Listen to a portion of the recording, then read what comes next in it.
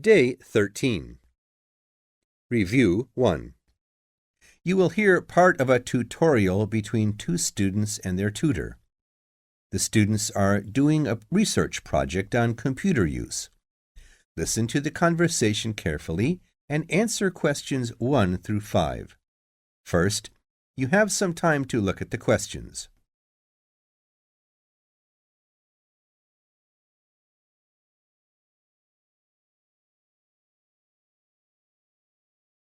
Now listen carefully and answer questions 1 through 5.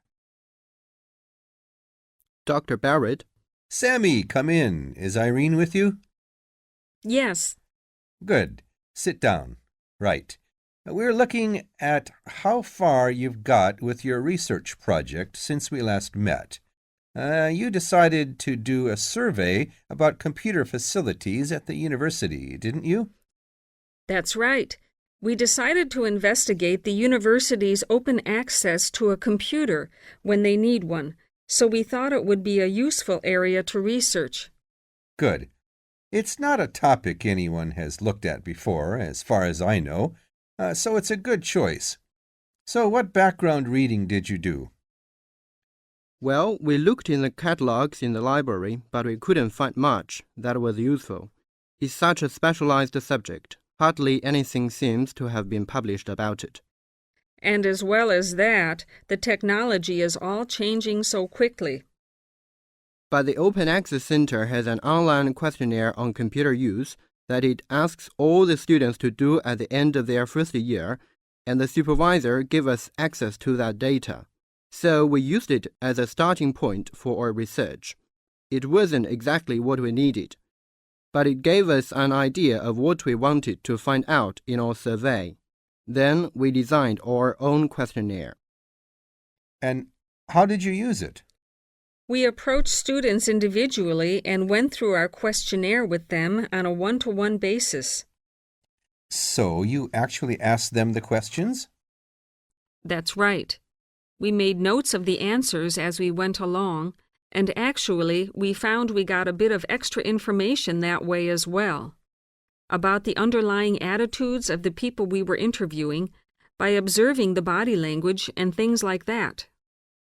How big was your sample? Well, altogether we interviewed a random sample of 65 students, 55% male and 45% female. And what about the locations and times of the survey? We went to the 5 open access computer centers at the university, and we got about equal amounts of data at each one. It took us 3 weeks. We did it during the week, in the day and in the evenings. Not the weekends? No. So presumably your respondents were mostly full-time students.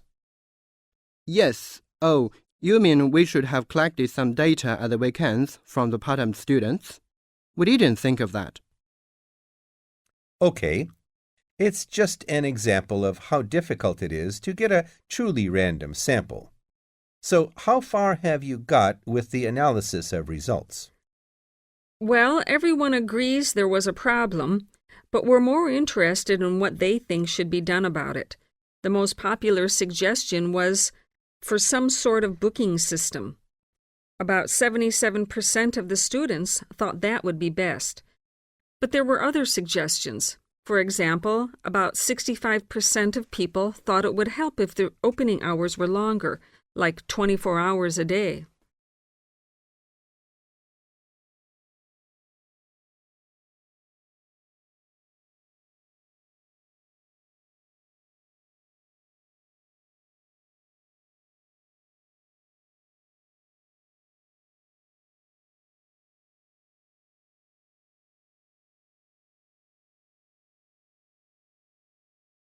Review 2. Harry is talking to a salesperson about hiring a car. As you listen, answer questions 1 through 10. First, you have some time to look at questions 1 through 10.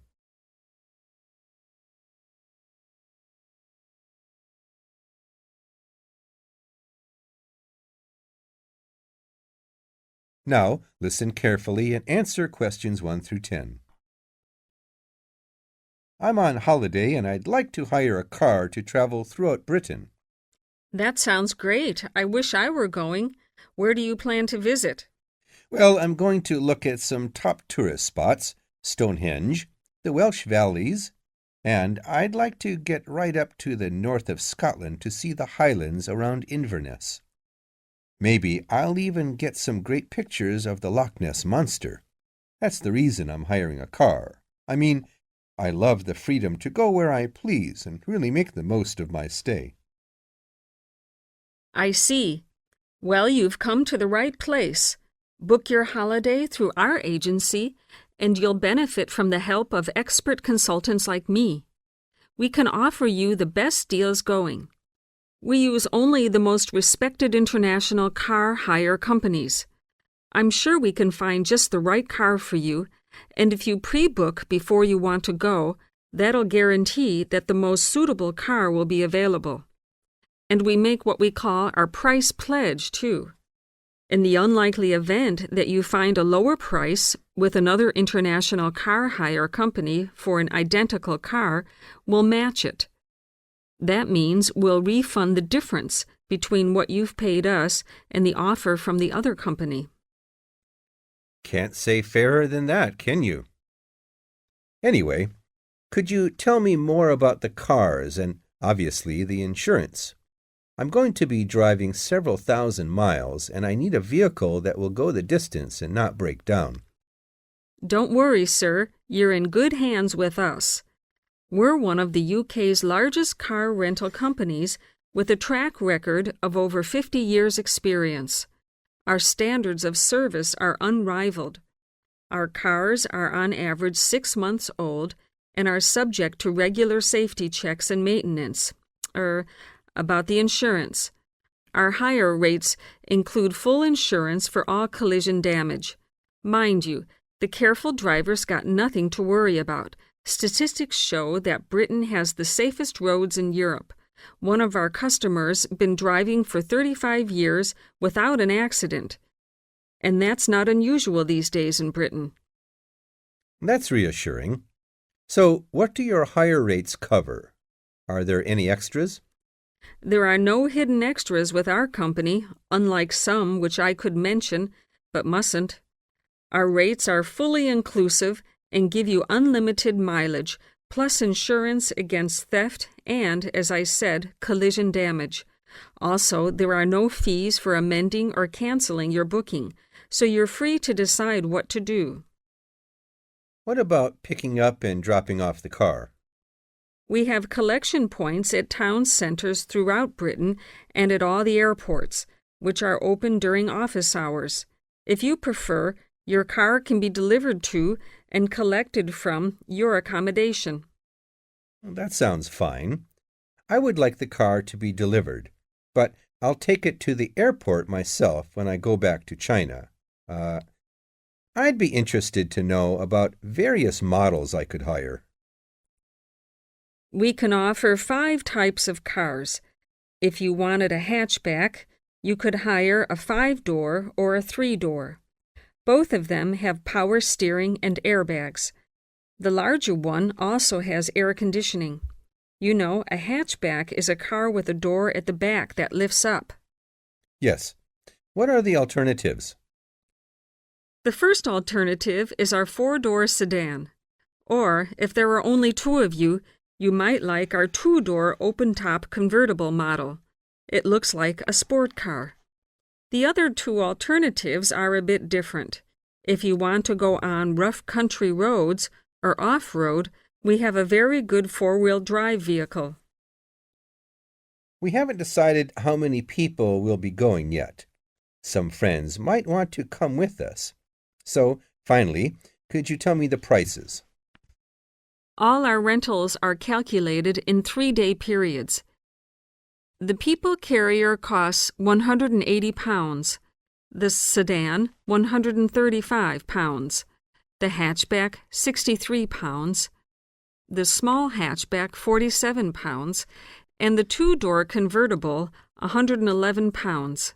Excellent value, all of them, especially if several people share. My thoughts exactly.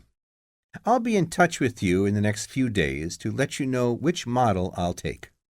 That'll be a pleasure, sir. Please take a copy of our latest brochure with you.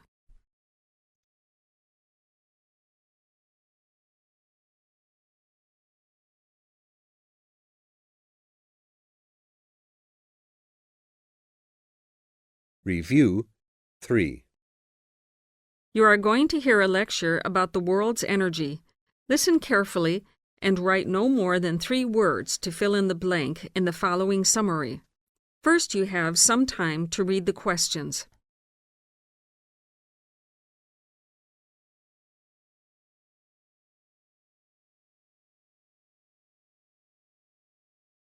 Now, listen to the lecture.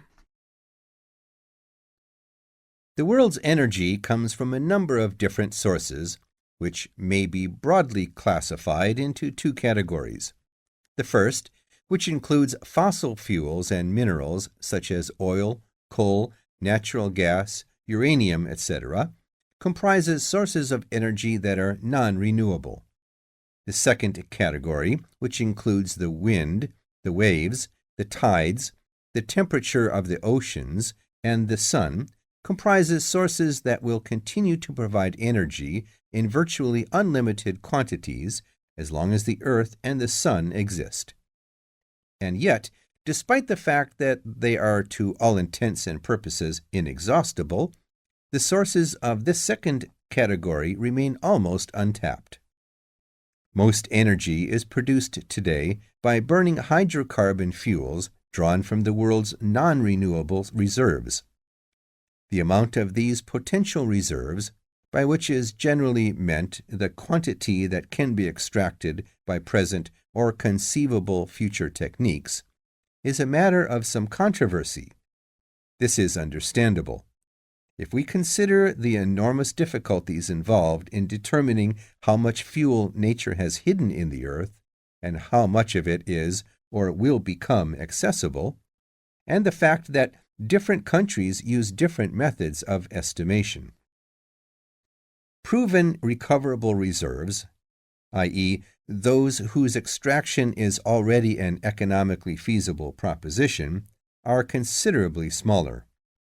The great difference between potential and proven recoverable reserves is explained by the fact nature has placed so much of this fossil fuel in remote parts of the globe, at depths and in quantities that makes its extraction unjustifiable at present in economic terms. Let us now compare proven recoverable reserves with estimated consumption. Between now and the year 2010, the quantity of energy required by the world will account for almost 10% of its proven recoverable fossil fuels. If no other source of energy is employed, 78% of these fuels will have been used up by the year 2050, while 100 years later, according to the most moderate long-term forecast, there will be none left. Comparison of consumption with potential reserves produces a somewhat brighter picture. By the year 2010, the demand for energy will have used up only 3.6% of these reserves, and by 2050, 26%. A century later, about half of these reserves will still remain. These comparisons clearly show that the world's stock of chemical fuels is quite sufficient to cover its energy requirements for at least another 100 years. There is thus no immediate danger of, as it were, emptying the coal bucket. On the other hand, these reserves of fuel are limited, and within the foreseeable future there could be none left. It is possible that our children's grandchildren might find themselves in a world drained dry of natural gas and oil. We should thus lose no time in thinking about ways and means of producing artificial oil or artificial gas, and above all, of producing energy in unlimited quantities from sources which in no way threaten the environment.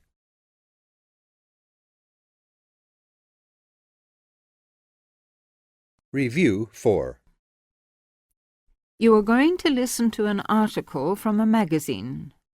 Look at questions 1 to 6 and decide if the statements are true, false, or not mentioned. First, you have some time to read the questions.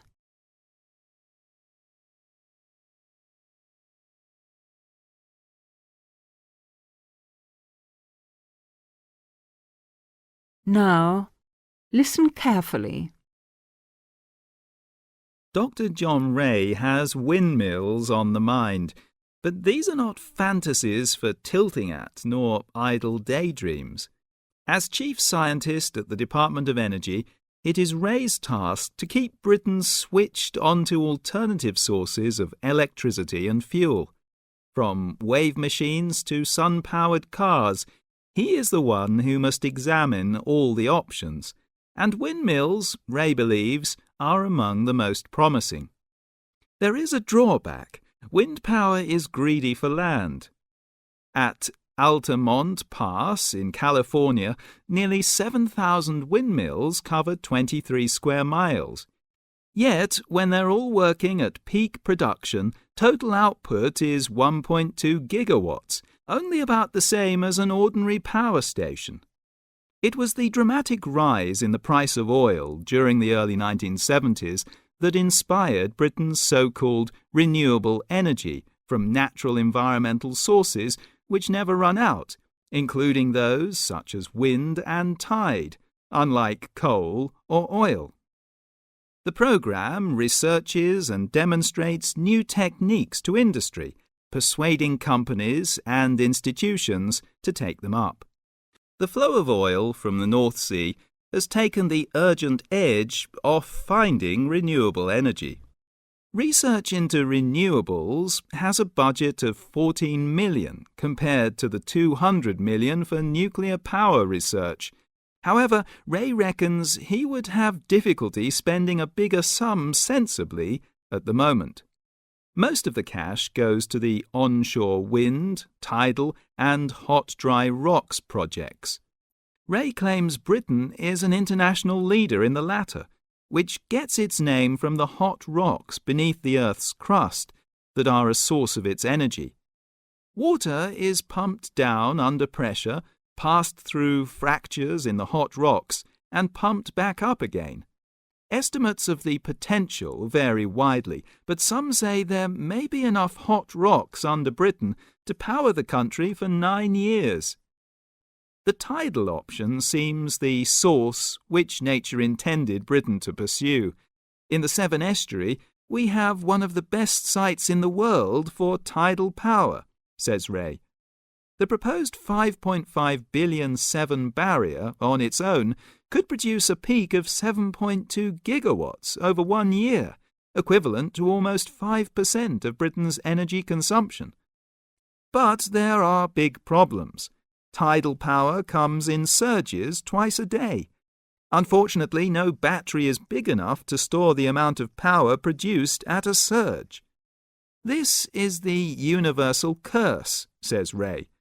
So instead, the barrier must be geared to supply a much lower level of power consistently. This reduces its capability to 1.1 gigawatts, the equivalent of just one conventional power station. Realistically, the total amount of energy we could expect to get from tidal power, even looking 20 years into the future, would be 8%, Ray says.